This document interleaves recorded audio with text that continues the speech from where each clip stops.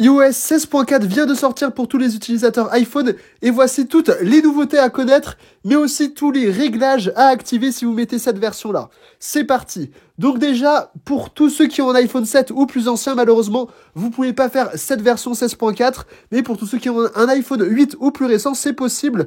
Donc pour cela, il faut aller dans Réglages, Général, mise à jour logiciel tout en haut et ensuite si vous avez la version disponible il suffit de mettre télécharger et installer. Personnellement ça prenait juste 2 Go sur mon téléphone donc elle est pas très lourde cette mise à jour et ça m'a pris 20 minutes pour tout télécharger et installer. Donc la première nouveauté qu'on va couvrir c'est au niveau des emojis. Il y a 21 nouveaux emojis dont le cœur rose et le cœur bleu clair. Donc moi personnellement je m'en fiche un petit peu de tous ces emojis, mais je sais qu'il y en a qui sont très contents, il y en avait qui attendaient depuis des années l'emoji cœur rose, bref. Moi personnellement je m'en fiche un petit peu, mais voilà pour tous ceux qui aiment les emojis, voici tous les 21 nouveaux emojis que vous pouvez voir à l'écran actuellement. Le premier réglage que je conseille à vous tous d'activer, c'est l'obscurcissement des flashs. Et là, pour y aller, c'est dans Réglages, Accessibilité, Animation, et ensuite obscurcir les flashs. Et là, je viens de mettre une vidéo pour vous montrer à quel point ça marche très bien. Donc là, je n'ai pas activé cette option et du coup, ça flash énormément.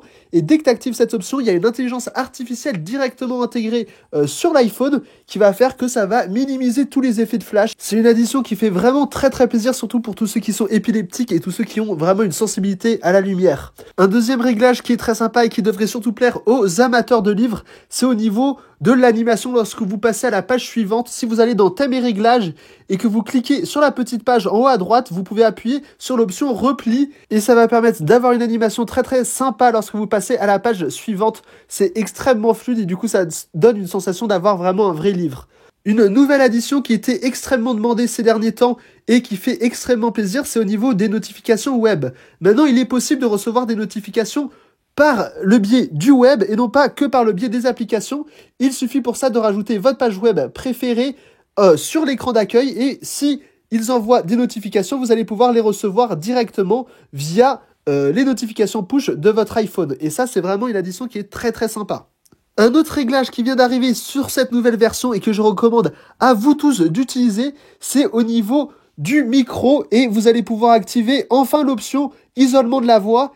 Oui, c'était déjà disponible sur les appels FaceTime et par Wi-Fi, mais maintenant c'est aussi disponible par les appels téléphoniques de base avec votre réseau téléphonique et ça fait une énorme différence, les gars, vous imaginez même pas la différence. J'ai testé avec et sans isolement de la voix et il n'y a pas photo, activer l'isolement de la voix.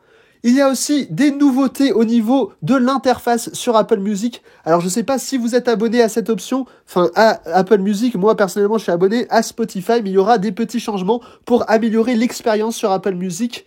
Il y a aussi la toute nouvelle app Apple Classical, donc c'est la toute nouvelle application musique pour la musique classique bien entendu, qui est disponible sur vos iPhones, sur vos iPads depuis hier. Et ça va être vraiment très très sympa pour tous les amateurs de musique classique parce que ça va vraiment changer la donne. Vous allez pouvoir y avoir accès gratuitement si vous êtes déjà abonné à Apple Music et sinon je crois que ça coûtera environ 5 € par mois si je me trompe pas. Vous allez aussi maintenant pouvoir accéder beaucoup plus rapidement à la couverture de vos différents appareils si vous allez dans Général, Information et Couverture.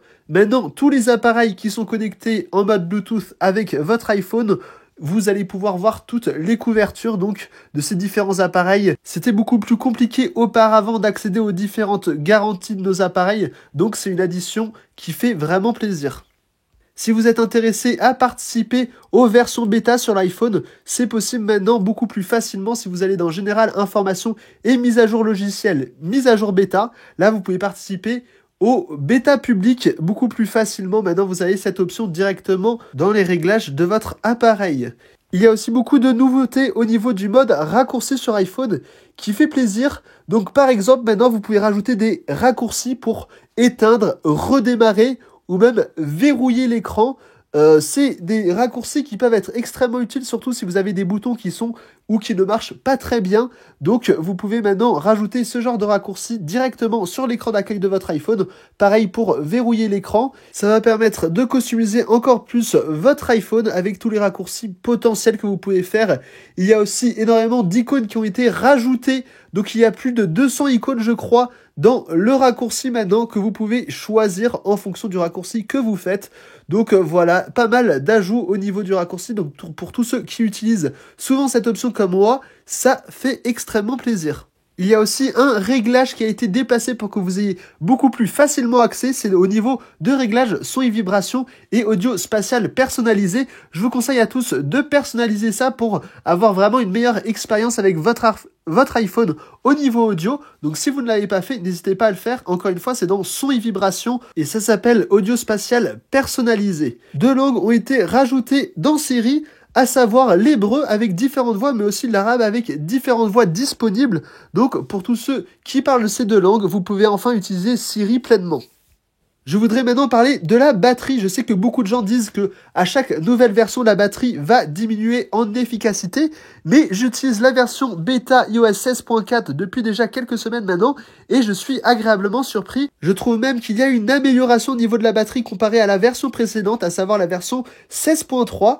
Donc, je me demandais si j'étais le seul. J'ai demandé à d'autres collègues qui ont déjà la version bêta aussi et qui l'utilisent depuis plusieurs semaines et ils m'ont dit la même chose. La plupart des gens trouvent qu'il y a eu aussi une petite amélioration de la batterie depuis cette nouvelle version, donc c'est une bonne nouvelle. Et maintenant, au niveau des performances, alors je n'ai eu aucun problème vis-à-vis de ça aussi. L'iPhone continue de très bien marcher. Ils ont bien entendu enlevé beaucoup de bugs depuis la version 16.3. Donc, pour tous les gens qui me demandent, est-ce que ça vaut le coup de mettre la version à jour? Honnêtement, oui.